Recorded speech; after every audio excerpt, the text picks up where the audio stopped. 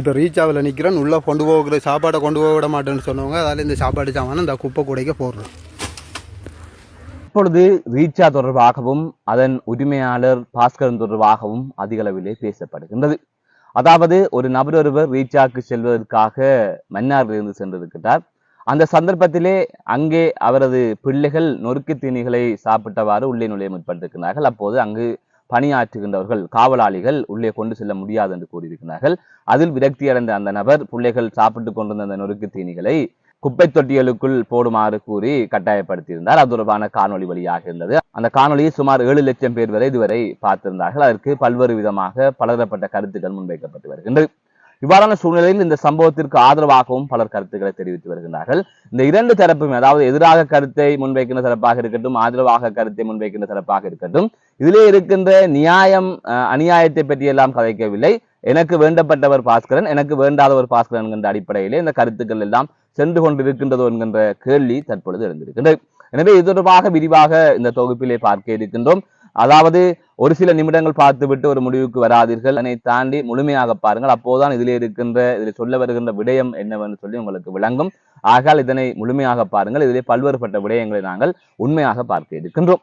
அதற்கு முதல் JK report எனப்படுகின்ற இந்த யூடியூப் சேனலை இதுவரை யாராவது சப்ஸ்கிரைப் செய்யாமல் பார்த்து கொண்டிருந்தால் சப்ஸ்கிரைப் செய்து கொள்ளுங்கள். தொடர்ந்து அருகில் இருக்கின்ற பெல் பட்டினை கிளிக் செய்வதன் ஊடாக நான் போடுகின்ற ஒவ்வொரு காணொளிகளையும் நீங்கள் உடனுக்குடன் பார்க்கக்கூடிய வகையில இருக்கும். நான் நடராசா ஜெயகாந்தன். தற்பொழுது செய்திகளுக்குள்ளே செல்லலாம். இயக்கச்சியில் அமைந்திருக்கின்றது இந்த ரீச்சா எனப்படுகின்ற ஒரு சுற்றுலா தலம். அந்த தலத்தை அனைவருமே அறிந்திருப்பீர்கள், பலர் அங்கு சென்று வந்திருப்பீர்கள். சமீபத்தில் பிரபலமான ஒரு தலமாக, சமீபத்தில் முதலீடு செய்யப்பட்ட ஒரு முக்கியமான ஒரு இடமாக, ஒரு முதலீடாக இந்த ரீச்சா பார்க்கப்படுகின்றது. இவ்வாறான சூழ்நிலையில் தான் ரீச்சாவிற்கு பல்லாயிரக்கணக்கான மக்கள் செல்கின்றார்கள், வருகின்றார்கள். அங்கு பொருட்களின் விலைகள் அதிக அளவில் இருக்கின்றது என்கின்ற குற்றச்சாட்டுகளும் தொடர்ந்து முன்வைக்கப்பட்டு வருகின்றது. அதற்கு அவர்கள் சார்பாக சில நேரங்களில் பதிலும் வழங்கி வருகின்றார்கள். இப்படியான சூழ்நிலையில் தான் மன்னாரிலிருந்து ஒருவர் ரீச்சாவிற்கு சென்றிருக்கின்றார், பிள்ளைகளுடன் சென்றிருக்கின்றார். அந்த சந்தர்ப்பத்தில் பிள்ளைகள் நொறுக்கு தீனிகளை சாப்பிட்டவாறு உள்ளே நுழைவதற்கு முற்பட்டு இருக்கின்றார்கள். அப்போது அங்கிருந்த காவலாளிகள் இவற்றை உள்ளே கொண்டு செல்ல முடியாது என்று கூறியிருக்கிறார்கள். அப்போது இல்லை, நாங்கள் இதற்காக கட்டணம் கட்டுகின்றோம், உள்ளே விடுங்கள் என்று அவர் கேட்கின்றார். இல்லை, கொண்டு போக முடியாது என்று காவலாளிகள் சொல்லுகின்றார்கள். காவலாளிகளுக்கு என்ன வேலை கொடுக்கப்பட்டதோ அந்த வேலையை அவர்கள் செய்கின்றார்கள் என்பதைத்தான் இதிலே பார்க்க முடியும். அவர்களுடன் முரண்பட்டோ அல்லது அவர்களுக்கு ஏதாவது கருத்து தெரிவிப்பதிலோ எந்தவித பலனுமே இல்லை. அதனை தாண்டி அது ஒரு தனியார் நிறுவனம். அந்த நிறுவனத்தில் என்ன நடைமுறை இருக்கின்றதோ அதனை அங்கு செல்பவர்கள் பின்பற்ற வேண்டும். இது இங்கு மட்டுமல்ல, திரையரங்குகளாக இருக்கட்டும் அல்லது பல வணிக வளாகங்களாக இருக்கட்டும், பல இடங்களில் இது நடைமுறையில் இருக்கின்றது. எனவே அதனை பின்பற்ற வேண்டிய தேவை இருக்கிறது. அதுதான் சரியானதும் கூட. இவ்வாறு விரக்தியான நிலையில் தான் அவர் அங்கிருந்து ஒரு பதிவை போடுகின்றார். ஒரு மிக்சர் பேக்கெட், ஒரு மரவள்ளி பொரியல் பேக்கெட்டை கூட உள்ளே கொண்டு செல்ல முடியாத நிலை இருக்கின்றது, என்ன இவர்கள் செய்கின்றார்கள் என்று அவர் ஒரு காணொலியை பதிவிடுகின்றார். அந்த காணொலியை இதுவரை சுமார் 7 லட்சத்திற்கும் அதிகமானோர் பார்வையிட்டிருக்கிறார்கள். பெரிய அளவிலே அதிகமாக பகிரப்பட்ட ஒரு காணொலியாக, தற்பொழுது சமீபத்தில் சர்ச்சையை ஏற்படுத்திய ஒரு விடயமாக அல்லது பேசப்படுகின்ற ஒரு விடயமாக இந்த விடயம் மாறி இருக்கின்றது. அதனைத் தொடர்ந்து பாஸ்கரன் அவர்கள் இதற்கு ஒரு பதில் காணொலியை வெளியிடுகின்றார். அதாவது உறவுகள் கேட்டுக்கொண்டதற்கு இணங்க இந்த காணொலியை வெளியிடுகின்றேன் என்று அவர் கூறுகின்றார். நான் ஒரு தொழிலை செய்கின்றேன், அதிலே பலருக்கு வேலை வாய்ப்பை கொடுக்கின்றேன், பல கோடிகளை நான் செலவழிக்கின்றேன், நான் வருகின்ற லாபம் அனைத்தையுமே பாக்கெட்டுக்குள் போட்டுக்கொண்டு செல்லவில்லை, அங்கு 500 பேர் வரை பணியாற்றுகின்றார்கள். இப்படி இவர் பிஸ்கோத்து மாதிரி கயக்கக்கூடாது என்கின்ற வகையிலே அவர் கொஞ்சம் அநாகரிகமாக அல்லது எமோஷனலாகி கோபமடைந்து அந்த பதிலை போடுகின்றார் என்பதை பார்க்கக்கூடிய வகையிலே இருக்கின்றது. இவ்வாறு அவர் ஒரு பதிலை போடுகின்றார். எனவே இது இருவருக்கும் சம்பந்தப்பட்ட ஒரு விடயமாக இருக்கின்றது. இரண்டு தரப்புக்கு, அதாவது ரீச்சாவுக்கு செல்ல முயன்ற அந்த நபருக்கும் ரீச்சாவுக்கும் இடையிலான பிரச்சனையாக இருக்கின்றது. இருவரும் கருத்துக்களை பதிவிட்டு இருக்கின்றார்கள். இதிலே இன்னொரு விடயத்தை சொல்ல வேண்டும். பாஸ்கரன் அவர்கள் அந்த காணொலி சொல்லுகின்ற போது சொல்லுகின்றார், பண வடலி காடாக இருந்தது, இன்று நான் மாற்றி வைத்திருக்கின்றேன். 150 ஏக்கர் பணவடலி காடாக இருந்தது, நான் இன்று அதனை ஒரு வளமான ஒரு இடமாக நான் மாற்றி வைத்திருக்கின்றேன் என்று அவர் கூறுகின்றார். அதே போல அவருக்கு ஆதரவாக பதிவிட்ட ஒருவர் குறிப்பிட்டிருக்கிறார், பணவடலி காட்டை இன்று பதப்படுத்தி அவர் வைத்திருக்கின்றார். இதில் ஒரு கேள்வி இருக்கின்றது, பனைகளை அவர்கள் அழித்து விட்டார்களா அல்லது பகுதி அளவில் அழித்து விட்டார்களா? அப்படி பனையை அழித்தால் அதில் வருகின்ற பாதிப்புகள் எப்படி இருக்கும்? பனை என்பது இங்கு எவ்வளவு முக்கியமாகின்றது, பனை என்பது இங்கு எப்படியான அடையாளமாக இருக்கின்றது என்பதை இவர்கள் புரிந்து கொள்ள வேண்டும். அதனை விடுத்து புலிகள் காலத்தில் இயற்கைக்கு எவ்வளவு முக்கியத்துவம் கொடுக்கப்பட்டது என்பதையும் இதிலே கருத்தில் கொள்ள வேண்டும். ஆகையால் அங்கிருக்கின்ற பனைகளை அழித்துத்தான் சுற்றுலாத்தலம் அமைக்கப்பட்டதா என்கின்ற ஒரு கேள்வியும் இதிலே எழுந்திருக்கின்றது. அப்படியானால் இந்த பசுமை இயக்கத்தை சேர்ந்தவர்கள் எல்லாம் எங்கே சென்று விட்டார்கள்? இங்கு ஒரு சர்வதேச விளையாட்டு மைதானம் வேண்டாம், கண்டல் தாவரங்கள் அழிந்துவிடும் என்று எதிர்ப்பு தெரிவித்தவர்கள், அதாவது யாழ்ப்பாணத்தில் கண்டல் தாவரம் இருக்கின்ற பகுதியிலே சர்வதேச விளையாட்டு மைதானம் வரக்கூடாது என்று கூறியவர்கள் எவ்வாறு பனைகளை அழித்து இப்படி ஒரு சுற்றுலா தலத்தை அமைப்பதற்கு உடன்பட்டார்கள் அல்லது பார்த்து கொண்டிருந்தார்கள் என்கின்ற கேள்வியும் இதிலே இருக்கின்றது. எனவே அது ஒரு தனிப்பட்ட விடயம், அதனை பிறகு பார்க்கலாம். இந்த நிலையில் பாஸ்கரனுக்கு எதிராக, ரீச்சாவுக்கு எதிராக கருத்துக்களை பதிவிடுகின்றவர்கள் யார் என்று பார்த்தால் அதிலே பொதுவானவர்கள் ஒரு சிலர் இருந்தாலும், இதை சரியாக விளங்கிக் கொள்ளாமல் பதிவிடுகின்றவர்கள் ஒரு சிலர் இருந்தாலும், அதனை தாண்டி சில அரசியல்வாதிகளின் ஆதரவாளர்கள், பாஸ்கரனை பிடிக்காதவர்கள், பாஸ்கரன் அரசியல் கருத்துக்களை உடன்பாடு இல்லாதவர்கள், இவ்வாறு பல்வேறு காரணங்களால் பாஸ்கரனால் பாதிக்கப்பட்டவர்கள் அல்லது ரீச்சாவில் ஏற்கனவே பணியாற்றி அங்கிருந்து வெளியேறி சென்றவர்கள், இவ்வாறு பலர் என்ன செய்கின்றார்கள், பாஸ்கரனுக்கு எதிராக இந்த சந்தர்ப்பத்தை பயன்படுத்திக் கொள்கின்றார்கள். இப்படியான நிலையில் அவர்களும் அது தொடர்பாக சரியாக ஆராய்ந்து ஒரு விடயம் நடந்திருக்கின்றனால் அதில் இருக்கிற நியாயத்தை பார்த்து அவர்களும் எதிர்கருத்துக்களை தெரிவிக்கவில்லை. அதே போல ஆதரவாக கருத்து தெரிவிக்கின்றவர்கள் இன்னுமே ஒரு மோசமானவர்களாக இருக்கின்றார்கள். அவருக்கு ஆதரவாக யார் கருத்துக்களை தெரிவித்து வருகின்றார்கள் அல்லது பக்கம் பக்கமாக எழுதி வருகின்றார்கள் சொன்னால் அவரது ஊடகம் மூலமாக பிரபலமானவர்கள், அவரது ஊடகத்தில் பணியாற்றுபவர்கள், ஊடகத்தில் பணியாற்றி வெளியேறி சென்றவர்கள், அவரது நிறுவனத்தில் பணியாற்றுகின்றவர்கள், அதனை தாண்டி அவரால் ஈழத்து சினிமா என்கின்ற பெயரில் பலனடைந்தவர்கள் அல்லது பலனடைய எதிர்பார்ப்பவர்கள், இவ்வாறானவர்கள் என்ன செய்கின்றார்கள், பாஸ்கரனுக்காக பாஸ்கரன் சொல்லாதையெல்லாம் பக்கம் பக்கமாக எழுதுகின்றார்கள். அதிலே ஒருவர் சொல்லுகின்றார், ரீச்சாவிலே, அதாவது ஈழத்து தமிழ் சினிமாவை சேர்ந்த ஒருவர் சொல்லுகின்றார், ரீச்சாவிலே ஆரம்ப காலம் தொட்டே வெளியிலிருந்து எதையுமே கொண்டு போக முடியாது என்பது தொடர் நடைமுறையாக இருக்கின்றது என்று அவர் குறிப்பிடுகின்றார். ஆனால் பாஸ்கரன் அவர்கள் கூறுகின்ற போது கூறுகின்றார், ஆரம்பத்தில் இதை விட்டோம், அதுக்கு பிறகு இந்த PHA பிரச்சனைகள் அதெல்லாம் வந்ததன் பிறகுதான் இதை நாங்கள் கட்டுப்பாட்டுகள் கொண்டு வந்தோம் என்று சொல்லுகின்றார்கள். ஆகவே அந்த அளவிற்கு இவர்கள் ஆதரவாக கருத்துக்களை தெரிவித்து வருகின்றார்கள், விசுவாசமாக கருத்துக்களை தெரிவித்து வருகின்றார்கள்.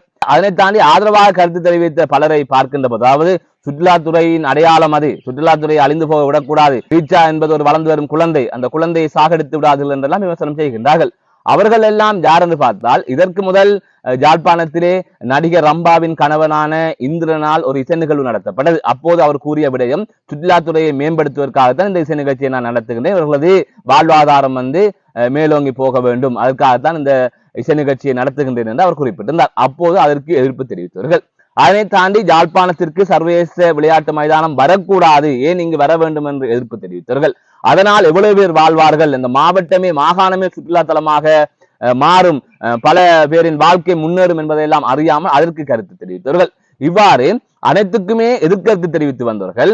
அதனை தாண்டி யாழ்ப்பாணத்தில் இருக்கின்ற ஒரு ஹோட்டல் ஒன்றிலே சுடுதண்ணீர் ஒரு குவளையில் கொடுக்கின்ற போது 100 ரூபாய் பெற்று விட்டார்களாம் என்று பொங்கியவர்கள், அதனை தாண்டி உணவகத்தில் விலை கூட விற்கப்படுகின்றது என்று பொங்கியவர்கள், நல்லூரிலே கச்சான் அதிக விலைக்கு விற்கப்படுகின்றது என்று பொங்கியவர்கள் இன்று சொல்லுகின்றார்கள், அந்த ரீச்சா என்கின்ற நிறுவனத்தில் இதுதான் நடைமுறை, அந்த நடைமுறைக்கு ஏற்ப நடக்க முடியும் என்றால் போங்கள், அல்லது போகாமல் விடுங்கள், அதை விடுத்து அதனை மீறி நீங்கள் கதைப்பது பிழை என்று சொல்லுகின்றார்கள். ஆகவே இங்கு நீங்கள் பார்க்க வேண்டிய விடயம், எதிராக கருத்து சொல்பவர்களாக இருக்கட்டும் அல்லது ஆதரவாக கருத்துக்கள் சொல்பவர்களாக இருக்கட்டும், அந்த பிரச்சனையை மையப்படுத்தி கருத்துக்களை கூறவில்லை, மாறாக தங்களுக்கு பிடித்த ஒருவருக்காக தாங்கள் வக்காலத்து வாங்குவதும், அதுவும் முன் சொன்ன கருத்துக்களுக்கு முரண்பாடாக கருத்துக்களை தெரிவிப்பதும், இப்படியான விடயங்களைத்தான் இவர்கள் செய்து கொண்டிருக்கிறார்கள். இவற்றையெல்லாம் தாண்டி இதிலே கூறப்படுகின்ற ஒரு விடயம் கொஞ்சம் மிகையாக இருப்பது போல தோன்றுகின்றது. இந்த சுற்றுலா தலம் என்பது தமிழர்களின் அடையாளம் என்று கூறுகின்றார்கள், அதாவது சுற்றுலாத்துறை தமிழர்களின் அடையாளம் என்று கூறுகின்றார்கள். ஆனால் வடக்கை பொறுத்தவரை தமிழர்களின் அடையாளம் என்பது நல்லூர், ஜாழ் பொது நூலகம், இவ்வாறு பல விடயங்கள் இருக்கின்றது, பாரம்பரிய விடயங்கள் இருக்கின்றது, பலரும் பார்த்து மெய்சிலித்து போகின்ற பல விடயங்கள் இருக்கின்றது. அதனை தாண்டி ரீச்சாக்குள்ளே பார் ஒன்று இருக்கின்றது, அங்கு நீங்கள் என்ன நிகழ்வுகளை நடத்தலாம், அங்கு குடிக்கலாம், இப்படியான ஒரு இடம்தான் தமிழர்களின் சுற்றுலாத்துறையின் ஒரு முக்கிய அடையாளமா என்பதை நீங்கள் யோசித்து பார்க்க வேண்டும். ஆகவே ஒரு கருத்துக்களை ஒருவருக்கு ஆதரவாக கூறுகின்றோம் என்கின்ற அடிப்படையிலே கொஞ்சம் அதிகமாக கூறிவிட்டீர்கள். எனவே வடக்கில் சுற்றுலாத்துறையின் அடையாளம் ரீச்சாவுன்னு சொல்ல முடியாது. வடக்கில் பல முதலீடுகள் வருகின்றது, அதிலே சமீபத்தில் கொண்டு வரப்பட்ட ஒரு பெரிய முதலீடுகளில் ரீச்சாவும் ஒன்று. அப்படித்தான் அதனை கடந்து போக முடியுமே தவிர வேற எந்த விடயத்தையும் இதிலே பேசுவதற்கு இல்லை. ஆகையால் அவர் ஒரு வியாபாரி, ஒரு வியாபாரத்தை செய்கின்றார், அதை வியாபாரமாக மட்டுமே பார்க்க வேண்டும். இன்னொரு பக்கம் இந்த 7 லட்சம் பேர் அந்த காணொலியை பார்த்திருக்கின்றார்கள், அதோட பலர் பகிர்ந்திருக்கின்றார்கள், பலர் கருத்துக்களை தெரிவித்திருக்கின்றார்கள், அனைவருமே பாஸ்கரனை பிடிக்காதவர்கள் அல்ல. அதனை தாண்டி அவர்கள் என்ன நினைக்கிறார்கள் சொன்னால், இதே பாஸ்கரன் தான் ரீச்சாவிற்கு இருந்து கொண்டு தமிழ் சொந்தங்களே, தமிழ் தேசியமே, தமிழர்களே, தமிழர்களின் அரசியலே, இவ்வாறு பலவற்றை பேசுபவர், அவர் இப்படி செய்வாரா, இப்படி கொண்டு போக விடாமல் தடுப்பாரா, அவரது நிறுவனத்தில் இப்படி நடக்குமா என்கிற ஆதங்கத்தில் கருத்துக்களை தெரிவிப்பவர்கள், ஆதங்கத்தில் இந்த காணொலிகளை பகிர்கின்றவர்களாகத்தான் இருக்கின்றார்கள். ஆகையால் ஒரு வியாபாரம், அவரே தெளிவாக சொல்லிவிட்டார், இந்த எதிர் விமர்சனத்தை கூட நான் வியாபாரமாக மாற்றுவேன். இவ்வாறு புட்டி விலை அதிக அளவில் இருக்கின்றது என்பதை நான் ஏற்கனவே வியாபாரமாக நான் மாற்றி இருக்கின்றேன் என்று அவரே குறிப்பிடுகின்றார். ஆகவே அவர் ஒரு வியாபாரி. ஆகவே அந்த வியாபாரி லாப நோக்கத்தை மையமாக கொண்டுதான் எதனையுமே செய்வார். அவரை நீங்கள் தமிழ் தேசியத்தின் அடையாளமோ அல்லது அந்த வியாபாரத்திற்குள் தமிழ் தேசியத்தையும் தமிழினத்தையும் தமிழர்களையும் உள்ளே புகுத்தி நீங்கள் லாபம் அடைவது என்பது சரியான வியாபார முறை இல்லை என்றுதான் கூற வேண்டும். ஆகவே இன்று உங்களை விட பெரிய முதலாளிகள் இங்கே இருக்கின்றார்கள். சுபாஸ்கரன் இருக்கின்றார், அதே போல மகாராஜா அவர்கள் இருந்தார், இந்த மகாராஜாவின் மகன் அதனை நடாத்தி கொண்டிருக்கின்றார். இவ்வாறு பல தமிழர்கள் இங்கே இருக்கின்றார்கள். உங்களை விட அதிகளவான முதலீடுகளை இங்கு மேற்கொண்ட பல தமிழர்கள் இருக்கின்றார்கள். அவர்கள் ஒருபோதும் தங்களது வியாபாரத்திற்காக அவர்கள் ஊடகம் வைத்திருக்கின்றார்கள். அதற்காக தங்களது வியாபார நோக்கத்திற்காக தமிழர்கள் சார்ந்த விடயங்களையோ அல்லது ஏனைய விடயங்களையோ அல்லது அரசியலுக்கு தலையிட்டு அதனை வியாபாரம் ஆக்கியதோ கிடையாது. ஆகவே இப்படி நீங்கள் கருத்துக்களை தெரிவிக்கின்ற போதுதான் சுமந்திரன் போன்றவர்கள் கூறுகின்றார்கள், இந்த புலம்பெயர் வியாபாரிகள் உள்ளே வந்து இந்த அரசியலுக்கு தலைவிடுவது என்பது ஆபத்தானது. இவர்கள் அனுரோடு கதைப்பார்கள், கோட்டாவோடு கதைப்பார்கள், மைந்தோடு கதைப்பார்கள், கேட்டா சொல்லுவார்கள் நாங்கள் வியாபாரிகள் அனைவருமே சந்திக்க வேண்டும் என்று. அப்படியான வியாபாரிகள் அரசியலுக்கு வருகின்ற போது, அரசியலுக்குள் புகும் போது, அரசியலை வழிநடத்துகின்ற போது அது அவர்களின் தனிப்பட்ட வியாபாரத்துக்காகத்தான் பயன்படுத்துவார்கள். அது ஒரு ஆபத்தான போக்கு என்பதைத்தான் அவர் சொல்லுகின்றார். அப்ப அந்த கருத்தையும் பார்க்க வேண்டும்.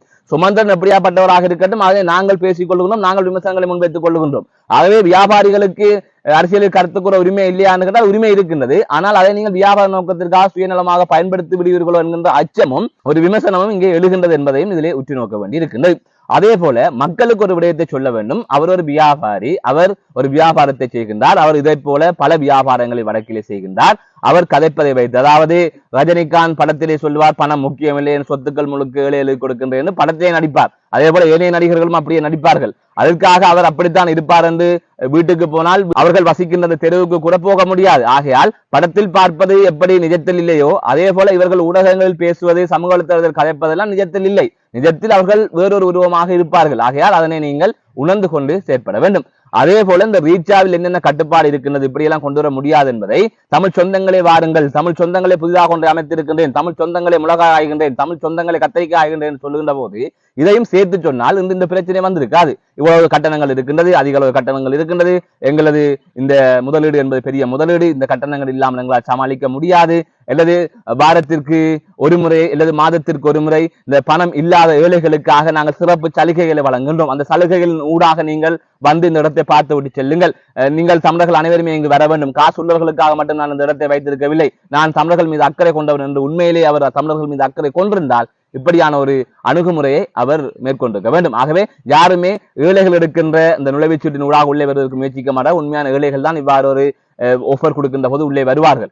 ஆகவே அப்படியான விடயங்களை செய்திருக்கலாம், ஆனால் அப்படியும் செய்யவில்லை. எனவே இதிலிருந்து தெரிகின்ற ஒரு விடயம், முழுமையாக மக்களுக்கு சொல்லுகின்ற விடயம், அவர் வியாபாரி, அதனை மட்டும் நீங்கள் புரிந்து கொள்ளுங்கள். அதனை விடுத்து அவரில் புலை சொல்வதற்கு எதுவுமே இல்லை.